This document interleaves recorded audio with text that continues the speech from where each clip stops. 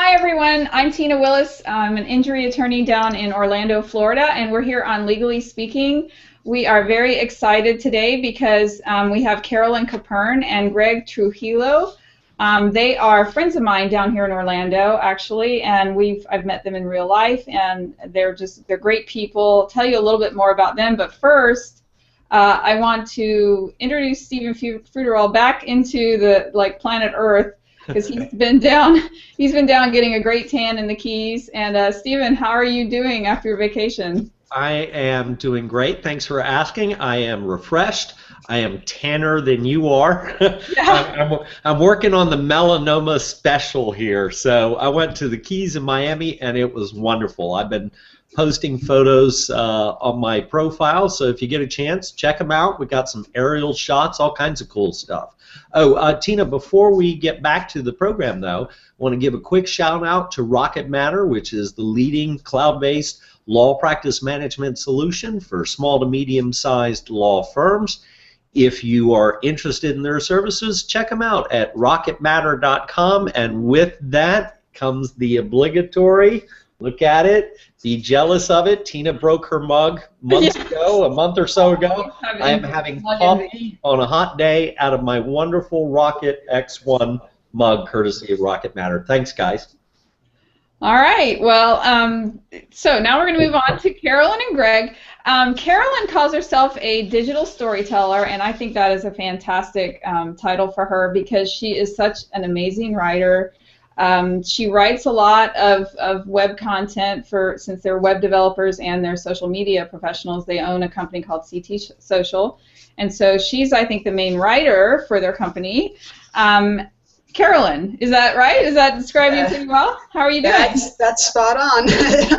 doing great today, Tina. It's a beautiful day here in Orlando, and I'm sure Stephan is sorry to have missed it, although Charleston ain't so bad either. No, it's not too shabby here. It's about 86 degrees and sunny. So you've already kind of like moved on that. There's like it goes from nice in the spring in Florida for about 2 weeks. You know, you waver a little bit, and then you're into it's too hot. And we're already almost into it's too hot. So, I don't know. So, I think we're there.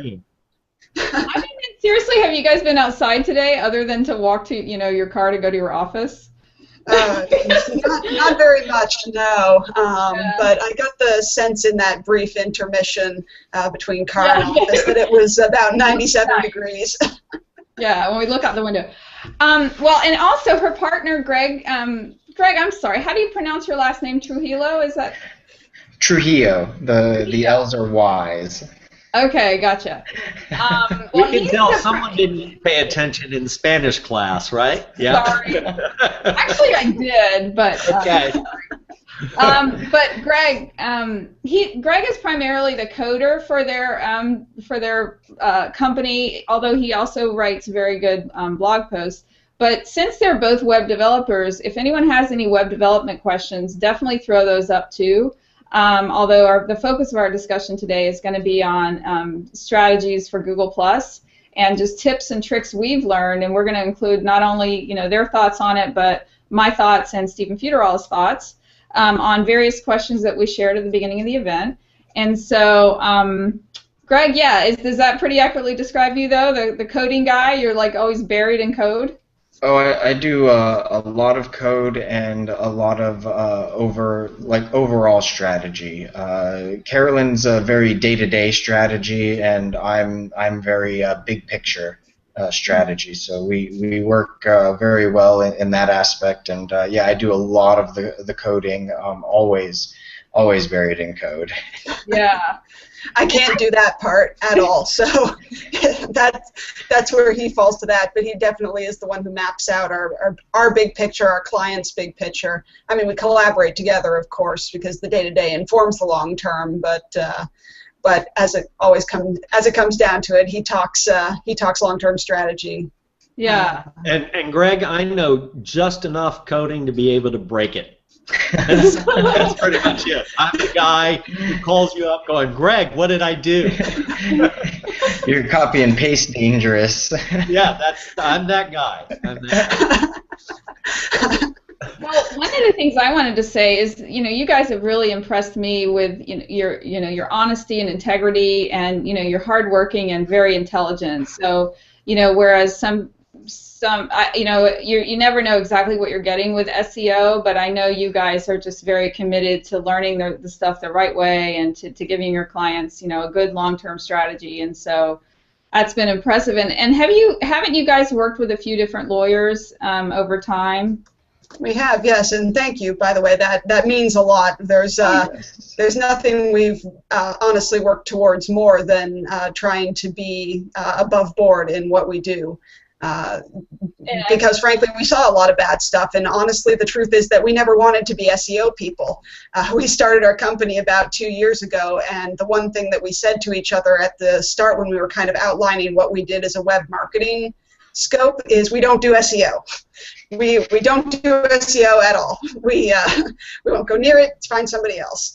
And, it's kind of funny, Carolyn, because most public perception is when you say you do SEO, people trust you about as well as they trust lawyers. Yeah. Yes, we're right about at the same level, especially with business people, I think.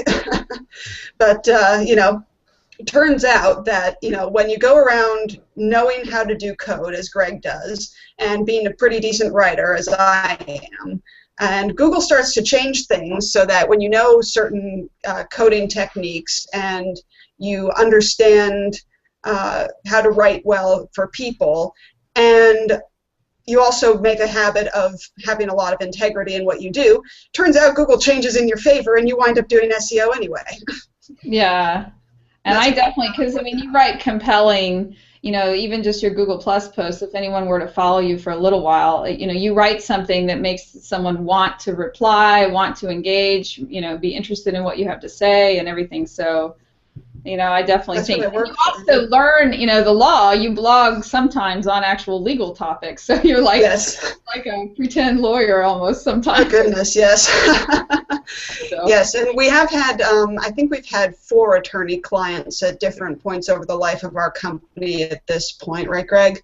Yep. Learning how to write for lawyers. I commend all of you who do it. I'm sure all of you have obviously a lot more training than I do, but it's definitely tough stuff to wrap your head around, and really, honestly, quite challenging to communicate effectively because the jargon that the laws are actually written in are so dense. Yeah, and to make it interesting and like something that someone would want to read.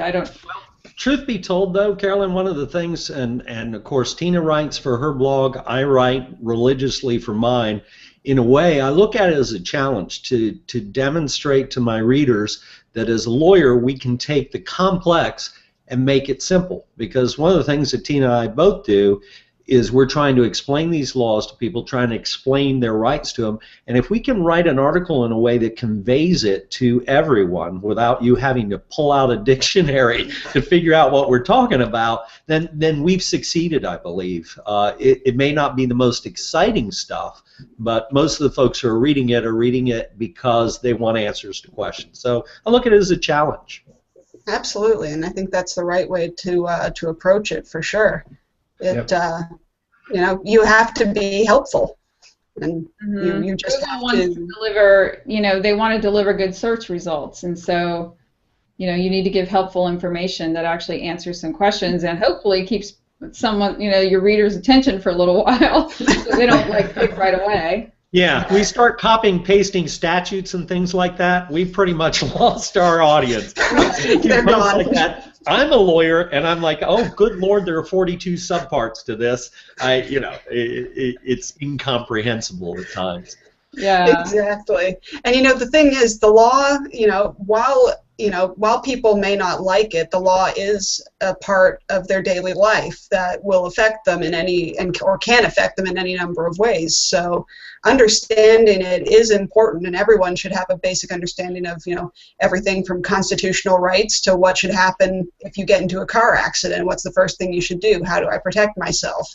Yeah, you bring up a good point. Most people think, well, I'll never need the services of a lawyer, or that isn't a big part of my life. But, if you look at the statistics for divorce or for car accidents, people who need wills, things of that nature, sooner or later you're going to have to deal with a lawyer. whether you like it or not. So especially hopefully you get a good one, right? Family law is what, draws so many people in I think many people, that's like maybe their first encounter with a lawyer, and it's, they're not happy to be there, but definitely that's one area. I know you are very involved in family law, so we've had a few. Well, Carolyn, you're involved in family law. You're going through a divorce. Call me later. We'll talk. Wait, I'm not licensed in Florida. Call Tina. Well, one of the first things that you when we talked about having this show in our Hangout in Real Life, you had mentioned thinking it was important to discuss how to maintain your professional image while still being social and personal, and that you guys had some thoughts on that. And so, what would you say about that, Carolyn? Right. Well, gosh, when we sit down with attorney clients and talk to them about their content, they always, and when we just see them around on Google Plus or on other social networks, there's always a trend. You have that desire to be helpful and to educate people about the law and to let them know about what you do, and that's fantastic. And of course, I'm not talking you two specifically necessarily. I'm talking you broadly. Attorneys, we often see them just talking about their profession, and that's it, on social media, on their websites. And while there's a lot of places for that, we also think that when we're talking about social media specifically, that there's also a place for being a three-dimensional human, for having passions and hobbies and interests outside of the law, and letting those passions and interests inform the way you post and share and behave on Google+. And it's definitely something that's a difficult balance to strike at times, especially when your mindset is so focused on business and on being a professional attorney. But we wanted to engage in a conversation. We always want to engage in a conversation with our clients about what they do that they care about, whether it's a nonprofit that they volunteer at, or exercise, or playing on a sports team, or just watching a sports team or something like that, that gives them an extra way to connect with their audience, something to bring them a little bit closer to that level of personability, of being that go-to person that you are very comfortable sitting down with and having a dialogue about things that are frankly very personal. When someone comes to you as a family lawyer and says, I'm going through a divorce, they're going through an incredibly trying time in their life. And it's probably honestly a benefit to them if they feel like the person they're talking to is more than just an attorney. It's someone they can understand and relate to. Mm-hmm. Well, Carolyn, if you had some tips, if we're trying to talk about giving ourselves, because we deserve to, a three-dimensional image, as you put it. In other words, I'm going to share, like, for example, I just put up some photos of my vacation, and I digress for a second. If I played golf every Friday, which I don't, I work every Friday, I don't think I'd be posting that for my clients to see. That might be an overshare. Right. Going, well, I know why my lawyer's not calling me back. He's on the 7th tee. But so adding to that list, what are some of the things that you would advise a lawyer not to share about themselves personally on social media? I'm going to throw that one to Greg. Greg? Well, Carolyn is, outlining what you want to do and how you want to be a little bit more personal. At the same time, like you're saying, there's a little bit too much when it comes to sharing. You don't want to go overboard, and you're still trying to protect your personal or your professional image. So, me personally, I think it's really up to you and what you're comfortable with in your practice. If there's guidelines, like if you work under a practice and there's guidelines for you on what you can and cannot share, then you have to adhere to those. But if it's just up to you, I mean, if you have children and you don't want to share that on social media, you don't have to. It's really how comfortable you are. There's several different approaches that I believe you can take as a lawyer on social media, on really any social network, even Google+.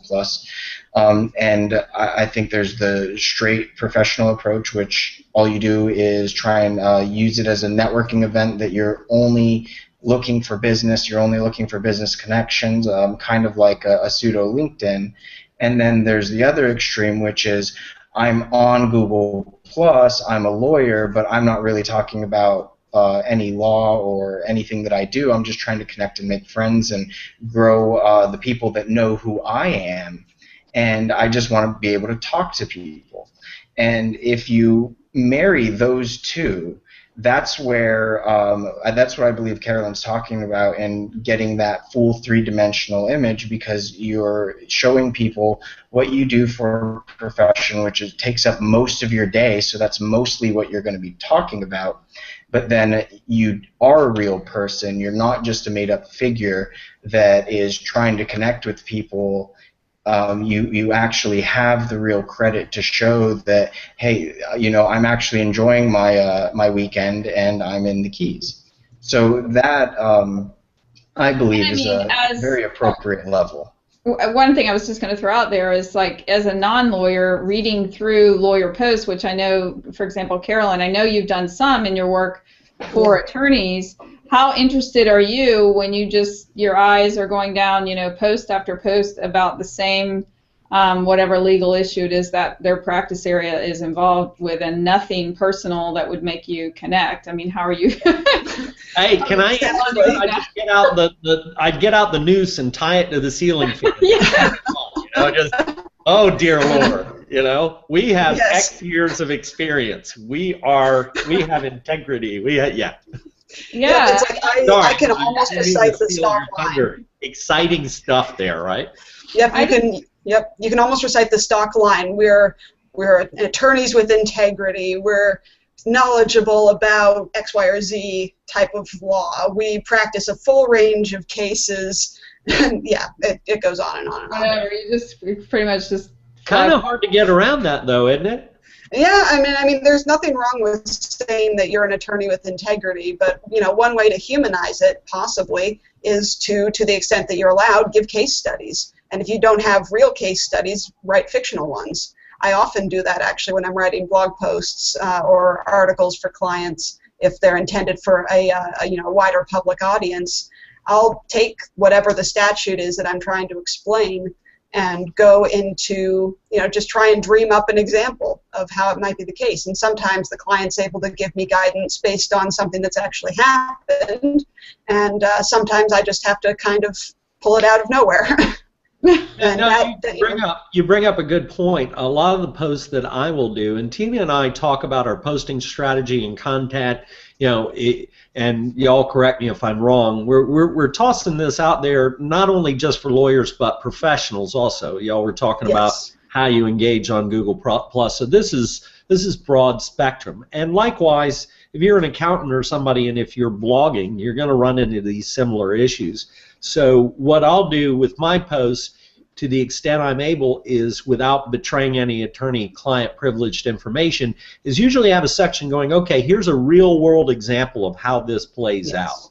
And I think that's very helpful to the readers. I give an example. I wrote a blog post on personality disorders and family court, because this is an issue that we see a lot, and I actually got a call from a fellow in Atlanta, knowing he couldn't hire me because he's all the way in Georgia, but asking me a bunch of questions. Did I know of other lawyers who focus on that area of the law, if you call it an area? Are there any books he could read, things of that nature? So that's when you know that's working, that it's humanizing it for the reader. Exactly. That's a perfect example, and those kinds of examples work wonders. They they just when you tell, it's why I call myself a storyteller. It's because when in the digital world or in books or in magazines, when you tell a story as opposed to spouting off facts, people can replace the name of the person in the story with theirs, or with someone they know. Yep, absolutely. May I ask you all a question, Tina? One of the things you had listed here for the program description and of interest to myself as well is what are your best posting and engagement practices? Greg, Carolyn, what about best posting practices? And we could break that down. We could talk about frequency, we could talk about length, we could talk about content, whatever comes to mind to y'all. Well, I guess we'll start with frequency because a lot of people have questions on how often should I be posting. And honestly, I think, especially when you look at platforms like Google Plus and Twitter, there really isn't a too often unless you're posting somewhere in the realm of every minute.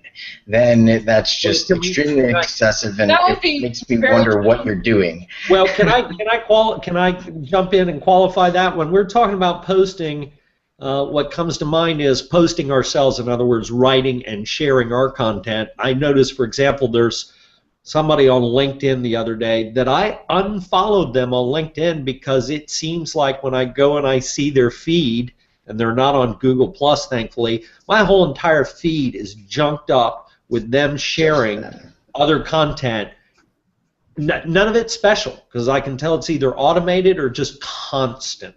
Right, and that's when it really becomes the problem. The reason I say that you can up your sharing really to extremes on Google Plus and Twitter is because of the sheer amount of people that are actually on here. And if I share something in the morning, I know 15 to 20 minutes later, unless I'm getting a lot of activity on it, it's going to be it's pretty much already gone from most people's streams. There might be a chance for it to be seen a little bit later with other people logging in, but probably not. Yeah. It's probably dead in the water, so I need to make another post so that people can see me again and continue on in that fashion. So the more that you do it, the more posts you have out there, the more often you're being seen. But as long as you're not dominating somebody's stream, you're really going to be perfectly fine. The problem is the variable amount of people that other people may be following. Like I try to keep my followers under 200, or my following under 200. I keep the 200 people that I follow very special, and I make sure that they're vetted in a way that I'm comfortable with what they're saying, and that I'm going to be able to interact with them and hopefully see their posts, because even with 200 people, my streams get very cluttered, and it reduces the amount that I can engage with people that don't post very often. So it's just a lot of variables, and if you're worried about posting too much, what I would say would be the biggest identifier is that you see a loss in engagement, and you see a loss in followers. If you're losing followers and people aren't talking to you, you might be talking too much. Something wrong. and also, if no one for as much as you engage, you should always, or for as much as you share and post, you should engage at least 3 times that much. So if you're not engaging 3 times the amount that you're posting too much. Why 3 times? Is that just sort of what you feel is a good measure, or? It is just a good measure. 3 times. I mean, some people would say like twice as much as you do, but I feel that twice as much still isn't enough. You need to go out there and you need to make an effort to talk to other people. I'm a big believer of giver's gain, especially on Google Plus. I think the more that you go out and engage, and the more that you try to talk with other people, psychologically they feel indebted to talk to you. Makes Right, sense. yeah. Mhm. You get return engagement, and that prompts them to get to know you better at a deeper level, so that way they can eventually, hopefully, getting to know them better, become evangelists for you and share your stuff and talk to other people about why you're great. And that's really ultimately my goals on social media, and I think that's how it works the best when you're able to do that. Well, I'm going to put it into practice, Greg, and start guilting you into engaging with me. I'm going to go share a bunch of your stuff like 20 times over and see what happens.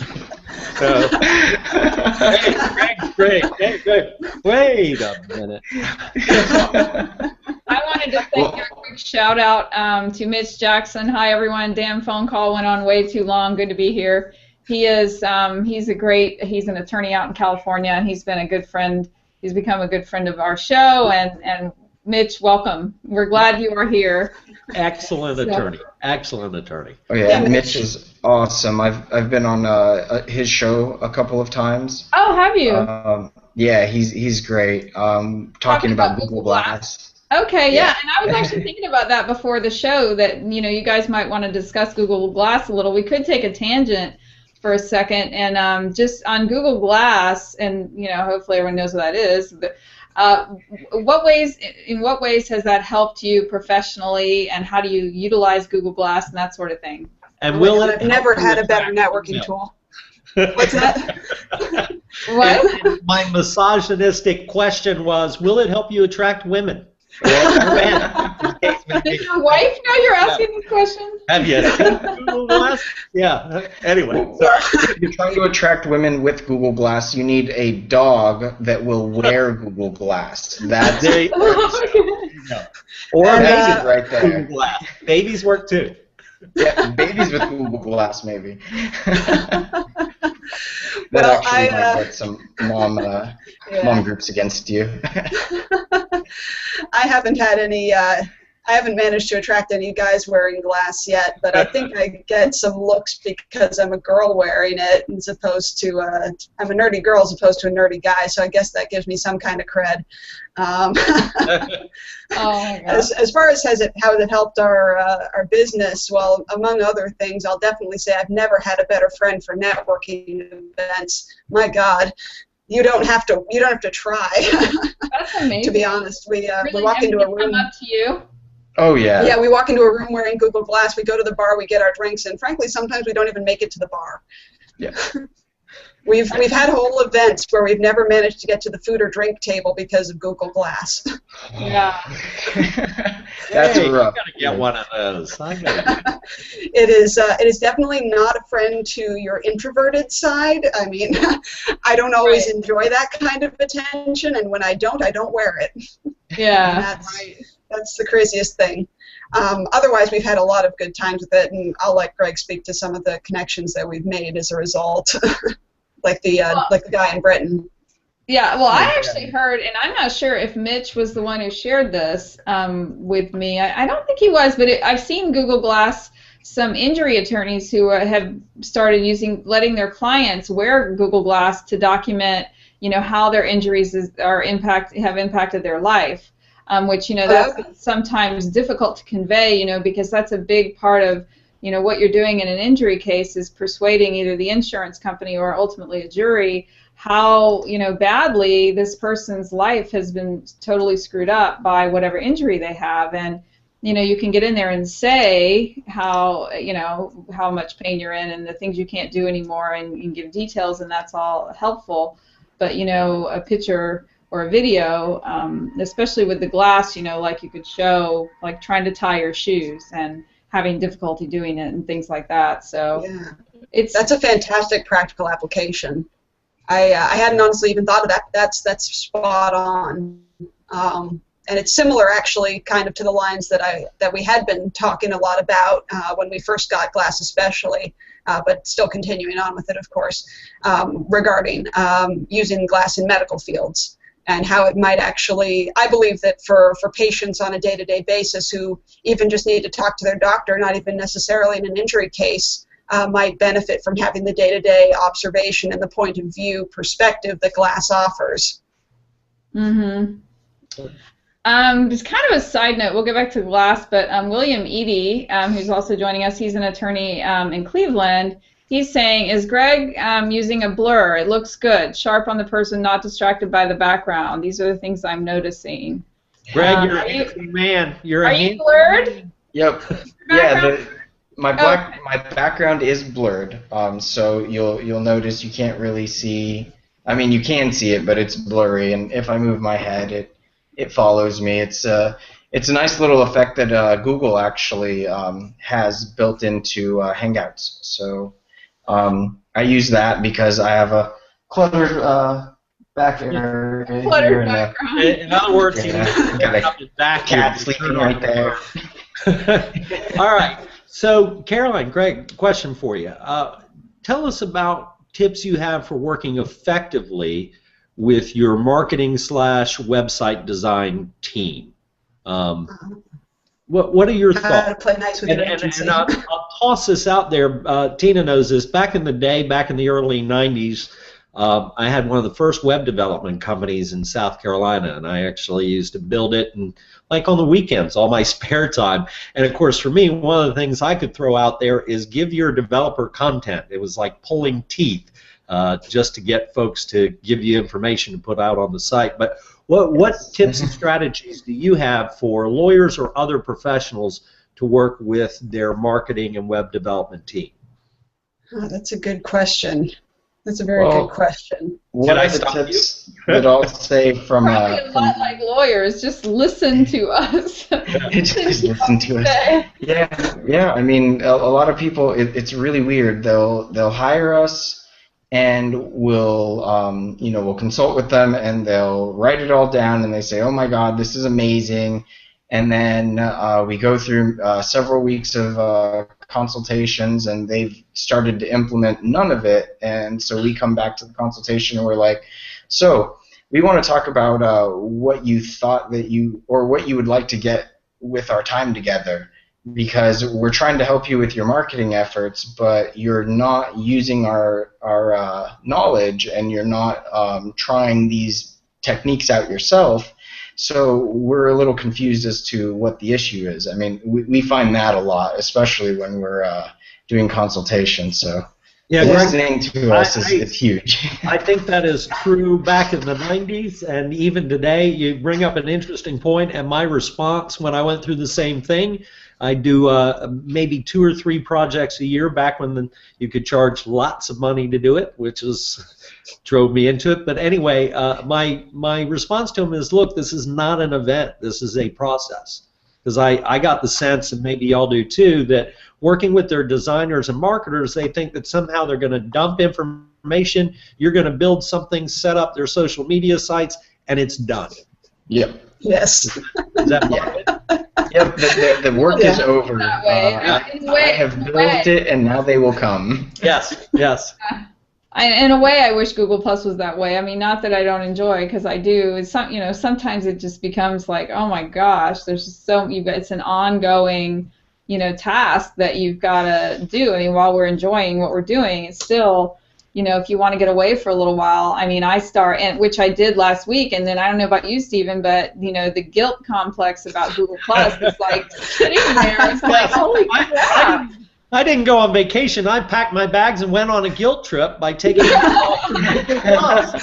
I felt bad coming back. I really did. I was like, I've ignored all these people who I barely know. I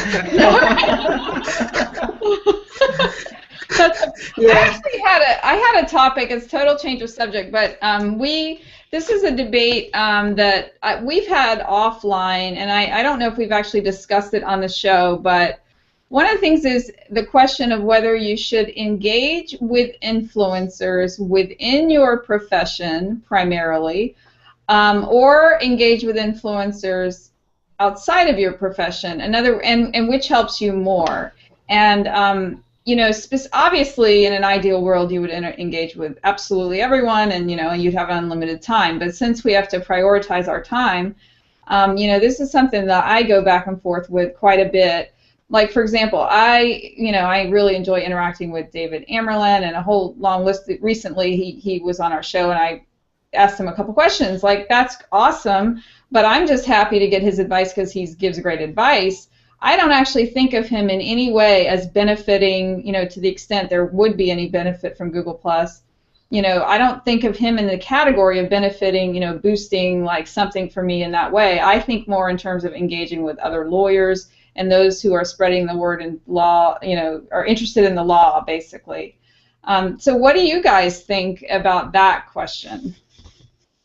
Right. I mean, I know we don't. Well, really Yeah, and that is really the key point. We don't have any idea, honestly, which ones Google is going to prioritize higher. Whether they're going to do kind of like a keyword-based approach, but modified when it comes to entities. And basically, if for example, if Tina says that one of our lower-ranked clients' posts is good, that will give more credibility than if I said it was good by +1ing it or commenting or sharing it or what have you. So it's possible that they will go that way, but it's also equally possible that they'll just take it from a pure human perspective and are you helping other people? Because I think something that I sometimes feel like our lawyer clients lose track of is, I know that within the attorney field it's very common to refer business to each other because everybody specializes in the different fields of the vast array of types of law that there are. But you're also, even more than other attorneys, you're there to also appeal to your potential clients, many of whom, arguably most of whom, are not other attorneys. So it seems to me that it would be valuable to have the credibility from other people like a David Amerland or a Mike Alton or anybody with another influencer, basically, with a good amount of popularity and numerical validity. So it could work in your favor either way. I personally believe that engaging the influencer and the people that the influencer are talking with as well is going to be more beneficial than engaging the lawyer. And I think it's almost exactly like your Google reviews. Do you think that a Google review from another lawyer is going to weigh heavier than a Google review from a power user, somebody that goes around and reviews a lot of businesses? I think that the person that goes and reviews a lot of businesses is going to give you more weight when they give you a review than the other lawyer. Mm-hmm. Unless the other lawyer is also a pretty much power reviewer and goes around and gives a lot of reviews. Because they're active on the platform, they utilize it effectively, so effectively that they're getting a lot of social signals. So if they're getting a lot of social signals, it's giving them a little bit more credit in being able to interact with others. Also, I don't think it's going to be that big of a difference when it comes to Google Plus because you're engaging with other people. But I believe that Google is going to eventually start looking at who you're engaging with, and that they're going to see somebody that engages with only people within their industry as someone who's trying to create what would have been back in the day, or really not that long ago, called a link wheel. And you're just creating another wheel on a different platform, not on websites, but on a social network, of basically trying to game the system, saying that I'm a really good lawyer. See, all these lawyers say I'm a really good lawyer, when you don't have individual people that needed help and got help and were able to say that, because I believe that that's going to weigh much more than anything. Is when you get those individuals, not necessarily influencers. If I can jump in here, one of the thoughts that I've had on this is just like investing in the stock market. Diversify your portfolio. Now, for us, Carolyn, Greg, if we're lawyers, and we are. If you're lawyers, I was going to say there's a demo. At least most of the time. If we're looking for content to share, we're going to follow other lawyers. Some of the lawyers that we know have some excellent posts and information that we want to share with our potential clients. And there is nothing wrong with that. Yeah. Absolutely nothing wrong with that. At the same time, I think it ultimately behooves us to engage with others, non-lawyers, who are going to share from time to time, whether it's personal things, but also legal information as well. I had I did a post that was a quote, a long quote from a transcript of a family court judge, which has probably by and large been shared more than any other post I've ever done, 400 plus times on Facebook, several hundred times over on LinkedIn, etc. And it's shared by a diverse group, both lawyers and non-lawyers. So I think diversification if I can add that is key. Yeah, and that's you're actually spot on. echoing what Mitch Jackson is saying. Tina Willis, my thought is to engage with people who have similar interests as you. Doesn't matter if they're lawyers or tennis instructors. All are potential clients or referral sources. Thanks, Greg. And thanks, Mitch. I agree with that. I guess I mean, the other thing is that there's a huge challenge in getting engagement on legal posts. And I do find that there are definitely a group of non-lawyers who are interested and will comment and take an interest in interesting legal posts. But they're, in the minority for the most part. I mean, like a lot of the people I have met and become friends with on Google Plus still pretty much, don't, engage a whole lot on my legal posts. They'll engage if I post something, personally, but if you're going for the whole authority thing, the majority of my, the people who respond to my legal posts are lawyers. So it's just, that makes perfect sense. Yeah. And I mean, that makes sense, but I mean, I guess with my thinking, I mean, I see Greg's definitely a good point, and we've, discussed that too about the link ring from, a few years ago, actually, problem. But at the same time, I feel like if an influential lawyer shares your stuff, or, if Google has decided this lawyer knows a lot, like let's take, for example, in the non-legal field, Mark Traphagen. If Mark Traphagen shares a post by an SEO person, it is going to have a heck of a lot more power than if I share it, or even if, let's say, Chef Dennis shared it. And nothing against Chef Dennis. I think if Chef Dennis shared who's got, almost 500,000 followers, if he shared a recipe on tiramisu, that's probably going to have more weight with Google than if Mark Traphagen shared a recipe with tiramisu. Like, I think that if this person is influential in this field and then they share or engage with you on a regular basis, I just feel like that would help you. In the link ring issue, I think that the way to solve that potentially is, to continue expanding your network of lawyers. And I do try with non-lawyers and lawyers, but like I said, it's mainly like if I post something about my garden or my running or whatever, then, all the non-lawyers that are my friends come and we have a party, and then that goes away when I post something about the law. So, yeah. It's true. And if I can... yeah. Yeah, what I was going to say is, and what you say, Tina, in terms of Google's, how Chef Dennis might outrank Mark Traphagen for a tiramisu recipe and vice versa for an SEO post. That, I'm sure that potentially holds some validity, and how much that is weighted is all going to depend on, on Google's decision, and we're not gonna know. So no, I mean, it's definitely valuable to have those influential connections in your industry. But definitely not to the point of exclusion. And I think too, getting the kind of broader social proof on legal articles puts a lot of the onus back on the writers to create content that is truly something that a broader audience can appreciate. What and with are the law, you saying, Carolyn? I'm not kidding. It's a huge challenge. I'm not saying in the legal field it's easy. It is easy to write about food and make it appealing. It is easy to write about puppies and make it sound appealing. It is not easy to write about the law and make it sound in any way, shape, or form appealing. No, listen, Carolyn, that's an excellent point. I mean, if I'm writing a blog post about here's what you should do after you've had an accident, I don't expect you or Chef Dennis or David Amerlin to share it with their audience. Why would they?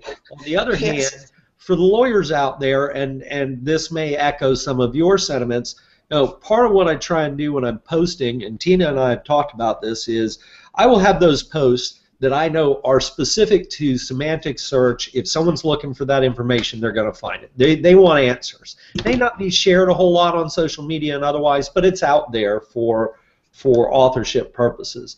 Then every 2 or 3 posts, I try and come up with a topic that is relatable outside of the legal field. For example, I wrote that post about the 5 things I've learned as a Charleston lawyer. And if you read the post, it has very little to do with being a lawyer. It's just basically being professional for however many years. I use that term professional loosely, by the way.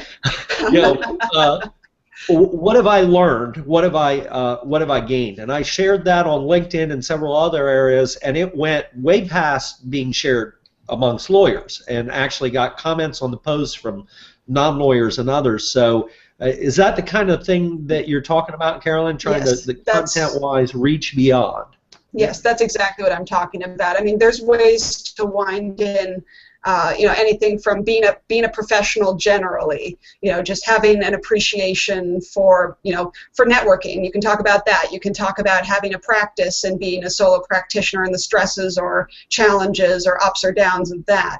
You can wind in humor. There's no shortage of legal humor out there, and that usually plays well with a broader audience. Have you seen the Florida Man Twitter? The what? A Florida Man? That is legal humor. That is hilarious. It's all tweets. It starts with a Florida man and then, was, and there's like all kinds of crazy stuff. Like I think I saw buy one a crocodile at Walmart or right. Crazy stuff. We'll put the link in the Hangout. Okay. But you can wind in current events like Google Glass or hot topics, controversy. Lawyers, certain fields of law can play really well off of controversial elements. So there's all kinds of ways to broaden out legal content and still make it potentially helpful, or just use it to draw people into you as a person as well as you as a professional. I have a question, but I wanted to show Christopher Pearsall has joined us, and he says, boy, Carolyn Capern is right on that one. I don't know which one he's talking about, but I just wanted to say hi to Christopher Pearsall. Pretty much everything she's saying. Yeah, everyone. Directly on point. Yes, yeah. Absolutely. I have a question, since we posted it in the event share, I wanted to ask, how do you increase your follower count, and then how do you increase engagement with those followers? Well, for $5, I can increase your apparently that's all it takes. I can get 50,000 followers for $5. I mean, obviously the answer is, you can add circles, and you add circles, and then maybe some of those people add you back, and you get this random circle sharing and all that. And there's, some all your followers are from Bangladesh. Yeah, and I remember when I first started on Google Plus, and I really didn't understand initially that circles and that you could add them and get some followers and stuff like that. But then you get into realizing there's a debate about whether it can eventually hurt you with Google, and they'll see it as gaming and everything. Well, how do you guys feel about good? Do you think it's good to add circles? How do you or what do you feel about increasing follower count, or do you even focus on that? Well, personally, I don't think it's that great of an idea to actually add circles unless you're actually interested in connecting with the people within the circle. So you see a lot of these big circle shares that are just it's a 500 engagers, and you really have no information about the people, and you see they get shared through, and it says that if you want to be added to the circle, you have to +1 it, share it, and then share an additional piece of content of theirs throughout the week. Those are really, you shouldn't be adding those at all. There's no value to that, and you are going to be dropping most of them eventually, and there's really just no purpose to add those people. What you should do instead is you should look for circles that have relevant key topics of people that you would actually like to connect with, and try and add those and connect with them. The only other reason I think to add circles of people that you really have no intention to connect with is marketing purposes. If I want to connect with everybody in Orlando, I might go over to Circle Count and do an Orlando search and go through on Google Plus and add them all into a circle for Orlando, and then extract their emails and put them into an email marketing campaign and into Facebook ads, so that then I can hit them with an email marketing campaign and Facebook ads simultaneously, getting their information from Google Plus. That would be the only other reason that I would see to add circles of people that you really don't intend on ever engaging with, especially large numbers like 500. How are you going to add 500 people and set aside time to make sure that you engage with each and every one of them you're just going to end up getting rid of them. And if the whole idea is to add them so that people add you back and then you're going to get rid of the circle, right now I don't believe Google sees that as gaming, but I think that that's going to be extremely abused and it will be considered gaming. Yeah, I think whenever you see a shortcut like circle sharing to fast-paced growth, if you use it in any way other than very carefully and strategically with circles like Greg was talking about that you actually care about of a moderate size, I think that whenever you see shortcuts like that, it's fair to assume that at some point in the future Google will see it as gaming the system and will shut it down as a sign of validity, or will change it in some other way, or eliminate profiles, clean them up, or what have you. So I think I was wondering at some point, on the one hand, Google put it out there, create a circle and share it. But I was wondering, I wouldn't be surprised if someday in the future that feature just simply disappeared. Yeah. Mm-hmm. Yeah.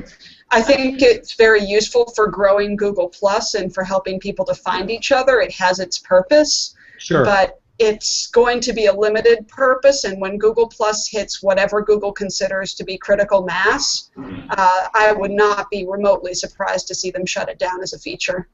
Yeah. Mm-hmm. Yeah. It'd be nice if they had some sort of feature that said, here are the people who have similar interests to you. And what I'll do, Yes. Tina, sometimes I'll go to a community and look and see the post if it's something I'm interested in. Let's say I'm a collector of baseball cards or something. That's one way to grow it, is to go into the community, see some people, add them, and see if they add you back. That's one way to do it. Right, and I love communities as a growth strategy, by the way. Engaging there is a Yes. great way to go, especially if you find one where you're very comfortable. Sorry, you guys. William Eady wants me to give my secret, and since I think I said that at the beginning of the show, not that mine are any better than you guys, because I want to hear it. Well, no, I mean, I don't really have any secrets. I'll tell you what I've done. I mean, when I first started, I went to the Lawyers on Google Plus community, which is, the largest, you guys may not know, but it's the first and largest community of lawyers, and I did engage a lot in the community. But then, like I said, I eventually found the circle sharing thing, and I did that a little bit. I didn't do it like hardcore. I just added a few circles, maybe one a week or something like that, and people would add me back because of that. So I did increase a little bit that way. But then, of course, the 31 people thing came along, and the only way that I got involved with that, and Carolyn was also selected for that, and then eventually Stephen got drawn into what became this 31 project. But that was just because I was interacting with Christine DeGraff and, doing it in a meaningful way. And I actually feel like, meaningful comments, with people, other people will see that you're commenting on, not only in threads, but occasionally I will watch an HOA and I will comment. Like Christopher Pearsall and William Eady and Mitch Jackson have been doing today. Other people will see them, and if you watch popular, very popular HOAs with, some of the big influencers, and you comment in those, people will start adding you. And so I think it's just a combination of things. I haven't added circles in a while, and I just really believe that it's commenting, and then other people see that you're commenting. Whereas if you just share and +1 everything, which is a popular thing with lawyers, and give very few comments, how are you interesting? You're not. It's thanks. And +1 and that's just not interesting. I'm not drawn to add you. I'm just I want Greg to. I want to give Greg a second to talk about the +1/like complex. Yeah. So. Well, first, and Greg, remember this is rated G. So when you're talking about. I used the word circle jerk the other day, and I just did it twice. So we'll keep it clean. Well, first I wanted to point out that when Tina was talking about the 31 people and what it evolved into, and all that, that's a wonderful example of why it's great to engage with just an overall influencer, because otherwise you may not have had that kind of opportunity to get the exposure to people who would have never known who you were had you not. You would have been more stuck into a legal circle and really not finding it very difficult to expand beyond that, even sharing personal stuff without getting that influencer to share you and your things to their followers and say you are a person to follow. It's very important to get people that are already trusted to tell their followers that you're somebody that they can trust, because then their followers will automatically have a sense of trust with you. Mm-hmm. Yeah, good point. Well, yeah, and like I said, I personally do go back and forth and try, I'll engage with lawyers for a while, then I realize, oh, I'm kind of like abandoning my non-lawyer friends on Google Plus, and then I'll like shift over. It's like, like back and forth. But, like personalities. if I knew exactly what Google was going to do, then obviously I would focus one way or the other, just because. Well, I think that's the whole purpose, is so that you don't know exactly what Google's going to do, so you stop trying to game Google and instead and go out and do the things that you want to do on Google, because that's when your true self comes out. That's it. I guess the takeaway for everybody who's listening, and Caroline, Greg, Tina, correct me if I'm wrong, do it naturally. Now, of course, there's nothing natural about engaging with 8,000 followers. I mean, there's something to be said for that. It's very weird, yeah. But the minute you try and overthink this thing, then you're trying to game it, then you're trying to get something out of it. And we've seen again and again and again, in terms of what Google has done with link farms, what it has done with Panda updates, etc., it will figure out you're gaming the system. So just be yourself, engage, let yourself grow organically, and you'll be fine. Yeah. And really, if you're doing it for business, which of course most everybody, I think it was close to 60% of people on Google Plus are marketers, either marketers for their own business owners, so they do their marketing, but in some aspect they were marketers. So with that in mind, the way that you really, in my opinion, market on a place like Google Plus is, one, being yourself, and being likable. You have to give. You have to give and be, Carolyn keeps saying it because she's read Utility, massively useful. And just an example of that real quick, one of the first blog posts that I wrote that really blew up, it was a short article and it really wasn't anything profound. I was just showing people how to make a background for their Twitter, and I included a template download, and this was maybe about a year and a half ago now when I first released that.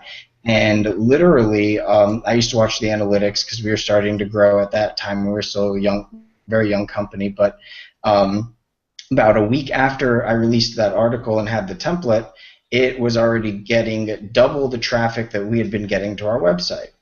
And so I promoted it a little bit, and I started to look at things that I had wrong with it, and I fixed those, and I looked at what other people had done with their Twitter templates, and I went above and beyond what everybody else was doing, and then I added a video that showed people how to use the template, and it just grew even more traffic. And I never intended that. I was just trying to give something away for free, and I found that the more that I give away for free, the more that I get in return that I never expected. And Absolutely. If I don't expect it, that's when it's the best. And if I can throw in something on that, I'll give another real-world example that works for lawyers. So on our website, we wrote a blog post regarding concealed weapons permits and where you can carry a concealed weapon and where you can't. Now, the reason why we wrote that post, I do criminal defense. I don't get a whole lot of calls on concealed weapons issues, okay? But we tried to think of a post that a lot of people might have a question about. And so that would be people traveling from out of state into South Carolina, vice versa, etc. Now, for all the traffic that we get, unique visitors each month, and right now I think we get about 6,000 visitors a month, unique. Half of that traffic is to that one post. That one post. And the reason being is, well, it's not something like a template like you're talking about, Greg. It's the most commented on post that we have. It's the most visited post because we've given away in a 2,000 word post a very real world explanation of what you can and cannot do. Didn't see any other posts like that. I've seen a few copies of it since, but Greg, that's kind of the thing you're talking about, right? Yes, exactly. It's a massively useful post. In my post, it happens to be a tool, but in your post, well, I mean, it's a tool as well. The information is the tool, and that's what drives the real value. It doesn't have to be a download. It doesn't have to be profound wisdom. It just has to be something that the masses need. And if you can facilitate that need, you are becoming useful to them. And the more useful that you are to more people, the more that people are going to turn to you when they really need you. And the key too is to do it in a way that either nobody else is doing or that nobody else is doing well. Like with Greg's Twitter background, there was nobody else doing a really good one that had, that had the ability to download something, that had the correct specs, that told you where to place calls to action so that they worked out when you uploaded the background and didn't get cut off on the average screen size and things like that.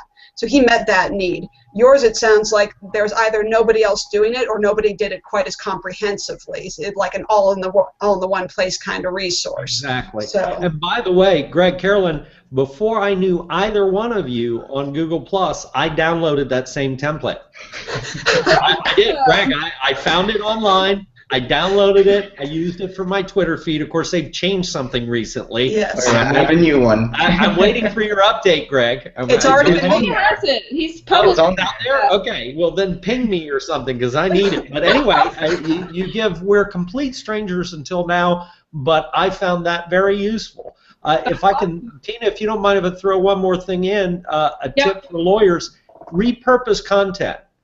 Tina and I have talked about this, and what I did is because I blog a bunch about family law and also about DUI, I took all of that information, restyled it, used iBooks publisher, and also created a PDF. And so far between iTunes and otherwise, I can see that each one of those books has been downloaded several hundred times each. We're giving it away for free, but it makes me feel good when a new divorce client comes into my office and actually has either printed out the book or brings it in on their iPad. That's amazing. Yeah, and we have that ability to do it if we create enough content. So repurposing it doesn't have to be social media necessarily. no, not at all. Yep, Or just really good content. I'm really excited about a wrongful death site that I have that's just very comprehensive in terms of discussing wrongful death law. Yeah, and I got a call today from Minnesota, a potential client from Minnesota on a wrongful death case. Very nice. Great. And, I'm not at all targeting outside of Florida and Georgia where I'm licensed, but I mean that shows, I guess, that my wrongful death site made its way up, because it's been doing very well, and it made its way up to some relevant search from someone in Minnesota. So. Well, and I've seen it, Tina, and what y'all are talking about, Caroline, Greg, and for our audience, part of this is putting out quality. If you put out posts and content that says basically, here I am, call me, hire me for wrongful death, you're probably going to get passed over. But if you take the time, and it shows when you do quality posts that you really put some time, some thought, and some effort into connecting with your audience. Like you said, Greg, you're going to give it out and you're going to get it back several fold.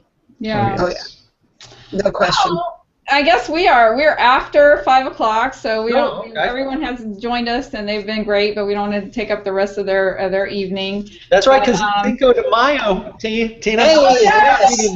We haven't even mentioned. Where's the tequila? I know. I gotta. Oh my gosh. Not in my cup. Not in my cup. My whole Cinco de Mayo was. I got a text today from a friend / client, and I sent her the results of some work I had done for her, and then she sent me a text that said, "Great job, happy Cinco de Mayo," and they were like, with their sombreros and like a drink. I think they're probably at Daytona Beach.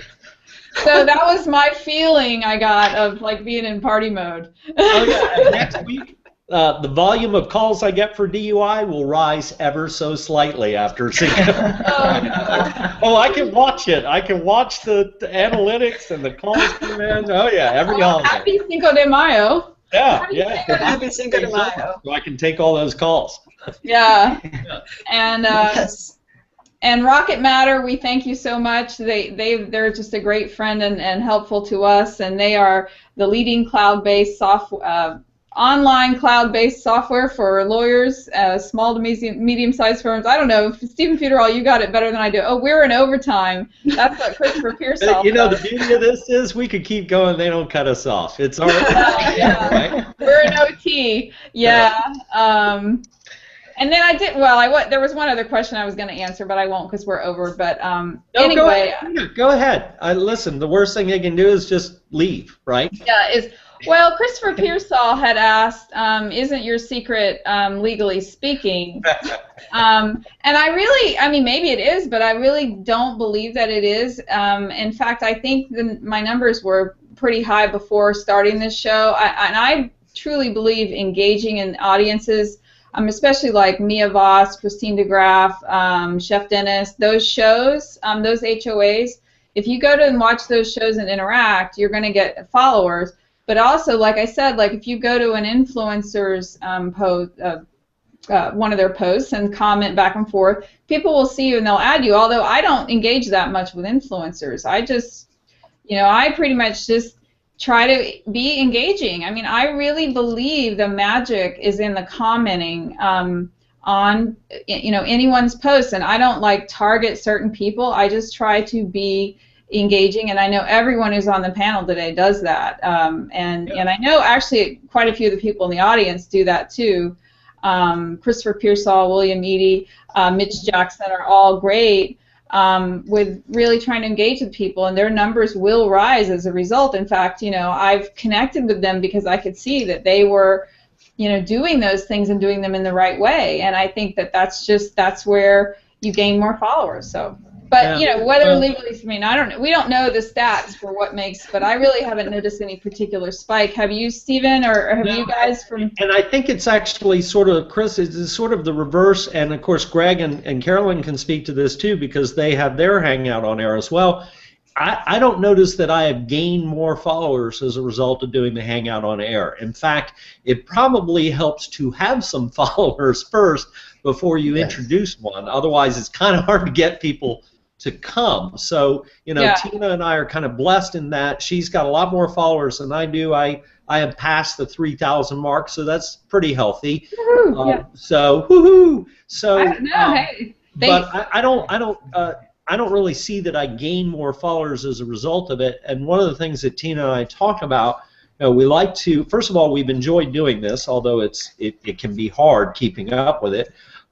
It is a way for us to actually show our personalities, and when we started this, we started featuring other lawyers so that they could take it one step beyond just the post and really start to let other people know that they're human beings and not just lawyers. So we wanted to basically broadcast ourselves in that fashion, plus it makes for good content on the website too. Yes. So anyway, Greg, Carolyn, have you noticed doing HOAs like on zombies?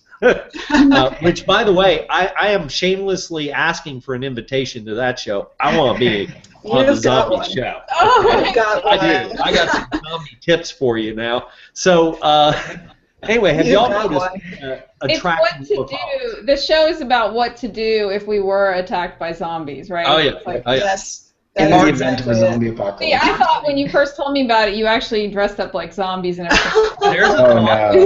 Not quite there yet. Although we have been talking about actually putting together a storyline and coupling us talking with actual video clips that we would shoot and edit and put up and actually make an actual show. Yeah. Well, not to sound insensitive. We need a sponsor. Not to sound too insensitive, but I do have a few criminal defense clients that could probably pass for zombies. Fabulous.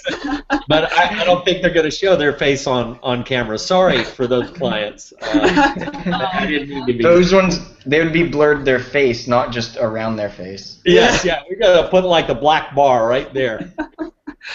Chris wants to know why I'm holding a lightsaber in my little icon picture, and that's actually on topic. And no, he's not. You're not seeing things, Chris. That is a lightsaber. Yesterday was May the 4th, the Star Wars Nerds annual holiday, and I observed an appropriate manner, along with Greg actually, by watching 5 of the 6 Star Wars movies and doing a Star Wars HOA yesterday with Mia Voss and a number of other people. And that picture came from my favorite Orlando photographer, Jim Hobart, who did on last Friday a $20 photo shoot where you could go and dress up with a Jedi robe or a Yoda backpack or a Wookiee hat or any number of other combination of Star Wars props and wave around a lightsaber and get your photo taken. It was really, really cool. It was awesome. That's awesome. All right.